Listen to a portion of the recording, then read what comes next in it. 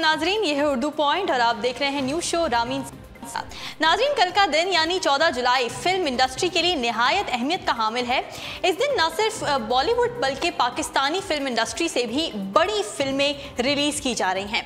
बॉलीवुड की बात करें तो जग्गा जासूस फिल्म, जिसमें रणबीर कपूर और कतरीना कैफ काफ़ी अरसे बाद स्क्रीन पर एक साथ जलवागर हो रहे हैं, कल सिनेमाओं की जीनत बनेगी। जबकि पाकिस्तानी फिल्म इंडस्ट्री का बहुत बड़ा प्रोजेक्ट गाजी भी कल रिलीज के लिए तैयार है, जिसका सबको बेसब्री से इंतजार है। हुमायूं सईद और शहरयार मुनव्वर मरकजी किरदारों में जलवागर होंगे। रत हुसैन की 90 की दहाई के बाद अब पाकिस्तान में बाकायदा वापसी हो रही है। वो और जिना में स्पेशल अपीयरेंस देते रहे हैं। आज हमने खुसूसी तौर पर लाइन पर लिया है उमैर सांधू को, जो पाकिस्तान के एक बहुत बड़े और कामयाब फिल्म क्रिटिक हैं। आइए उनसे बात करते हैं आज इन दोनों फिल्मों के हवाले से और जानते हैं उनकी एक्सपेक्टेशन के बारे में। हमारे साथ लाइन पर मौजूद है उमैर सांधू। अस्सलाम वालेकुम। वालेकुम अस्सलाम। अच्छा उमैर, मुझे कि कल जग्गा जासूस रिलीज की जा रही है। जग्गा जासूस का इतना नहीं है, ये कल इसको सेंसर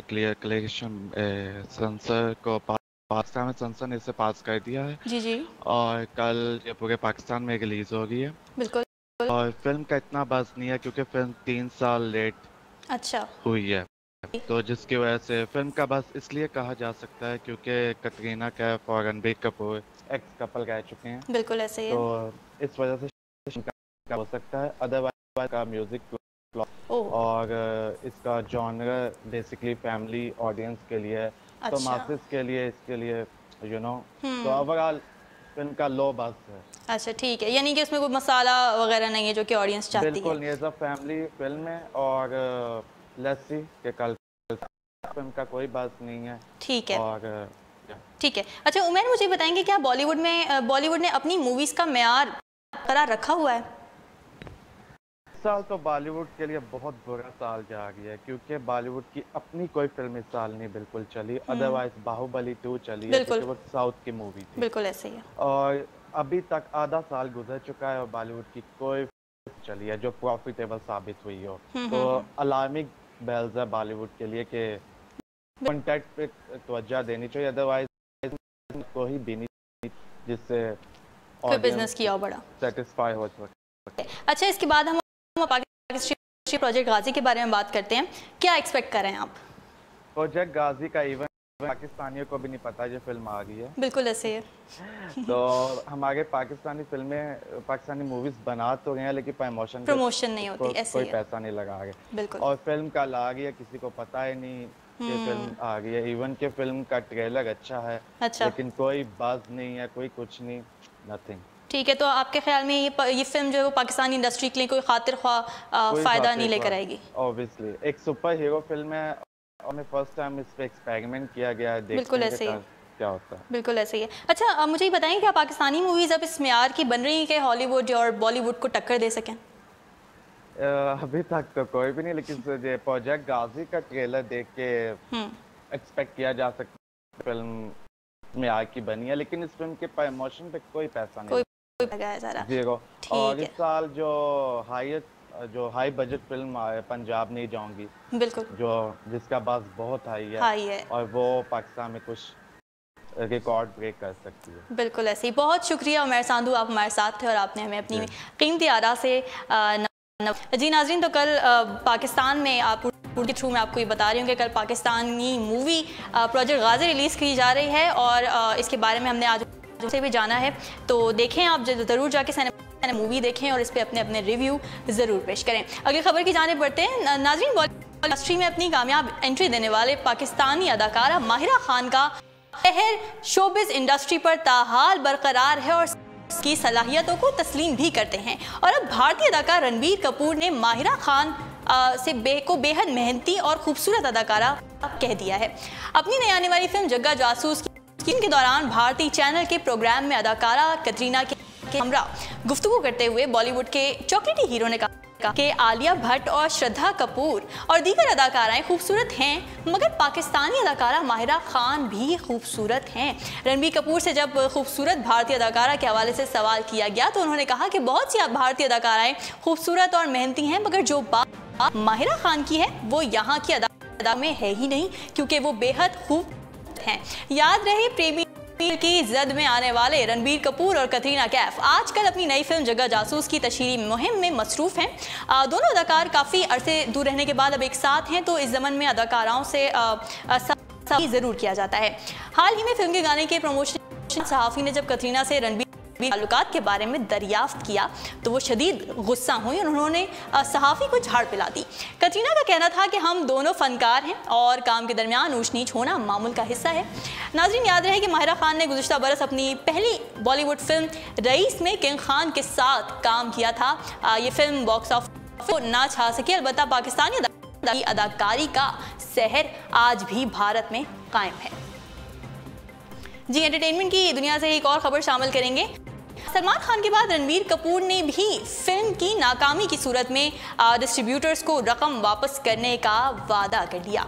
सलमान खान से मुतासिर होकर अदाकार रणबीर ने भी को यकीन करा दी है कि अगर उनकी कल रिलीज होने वाली फिल्म जग्गा जासूस डिस्ट्रीब्यूटर्स की तवक्कुआत के मुताबिक बिजनेस ना कर सकी तो उन्हें मुआवजे की अदायगी की जाएगी।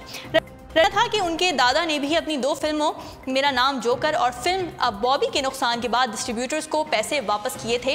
अदाकार का मजीद ये कहना था कि अगर एक इंसान फिल्म से पैसे खा रहा है और दूसरे नुकसान हुआ तो कमाने वाले को उससे मुआवजा देना चाहिए। ख्याल रहे कि फिल्म कपूर और कतरीना कैफ एक नजर आएंगे भी हमने बात की, जबकि फिल्म की हिदायतकारी अनुराग बासु ने की है जो कल 14 जुलाई को रिलीज होगी।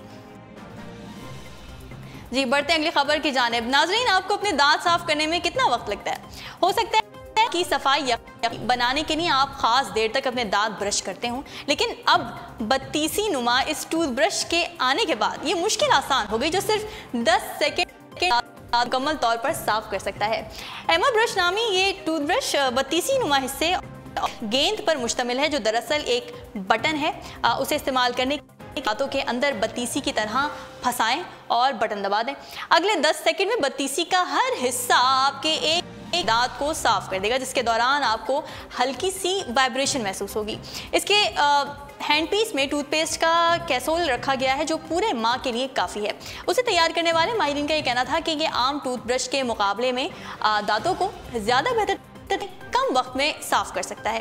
एमा ब्रश नामी इस टूथब्रश की कीमत $90,000 या कह लें कि 9 पाकिस्तानी रुपए है और इसे रवा बरस दिसंबर में फरोख्त के लिए पेश कर दिया जाएगा।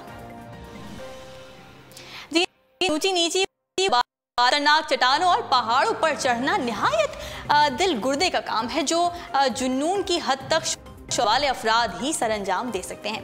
ताहम ऐसी चट्टान पर पहुंचकर खतरनाक की वर्जिश करना उससे भी ज्यादा बहादुरी का अमल है। चीनी सूबे बनान खातून योगी ने भी बुलंद तरीन चट्टान की चोटी पर योगा सबको दंग कर दिया। सतह समंदर से 2200 मीटर बुलंद लाओजिन नामी इस पहाड़ ताओ मजहब में एक अहमियत हासिल है। इस पहाड़ को ताओ मजहब के बानी से मंसूब जाता है जो एक मारूफ चीनी फलसफी थे। रिवायत के मुताबिक वो इस पहाड़ हमवार चोटी पर बैठकर मराकबा किया करते। चीन में इस पहाड़ का दौरा करना मजहबी अकीदत का एक हिस्सा समझा जाता है, लेकिन इस चीनी खातून योगी ने इस ऊंची नीची गैर हमवार चट्टान पर योगा के मुश्किल अंजाम देकर दुनिया को वर्ता हैरत में डाल दिया है। उनकी तस्वीर देखकर यूं लगता है जैसे अभी उनका तवाज़ुन बिगड़ेगा और ये नीचे गिर पड़ेंगी। तो ज़रा दिल थाम कर आप देखते रहिए जो तस्वीर हम आपको दिखा रहे हैं। याद रहे कि चीन में योगा सिर्फ एक जिस्मानी वर्जिश ही नहीं है बल्कि मजहबी रसूमात का हिस्सा और रूह की बालिदगी का जरिया भी समझा जाता है। आपको बताएं कि श्रीलंका फौज के जाबाज सिपाहियों बीच समंदर में डूबते एक हाथी को जान कोशिशों के बाद बचा लिया। हाथी को खींचकर साहिल तक लाने में उन्हें 12 घंटे लगे। नेवी ज़राए के मुताबिक हाथी उस वक्त डूबा जब वो जंगल के बीच समंदर से मुत्तसिल नामी झील को पार कर रहा था। पानी के तेज बहाव से वो अपना तवाज़ुन बैठा और बहता हुआ बीच समंदर में आ निकला जहां दूर दूर तक खुश्की नहीं थी। उनके मुताबिक हाथी और दीगर जानवर उमूमन इस झील को बासानी पार कर लेते हैं। नेवी एहलकारों की जानिब से हाथी लिए जाने के बाद वो उसे बमुश्किल खींचकर साहिल तक लाए, जो 8 किलोमीटर के फासले पर था और उससे 1 घंटे लगे।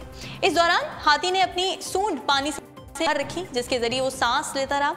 साहिल पर पहुंचने के बाद वाइल्ड लाइफ एहलकारों ने रस्सियों की मदद से खींचकर हाथी को पानी से बाहर निकाला और उसे तिब्बी इमदाद दी। नेवी एहलकारों ने हाथी को बचने को मौजज़ा करार दिया।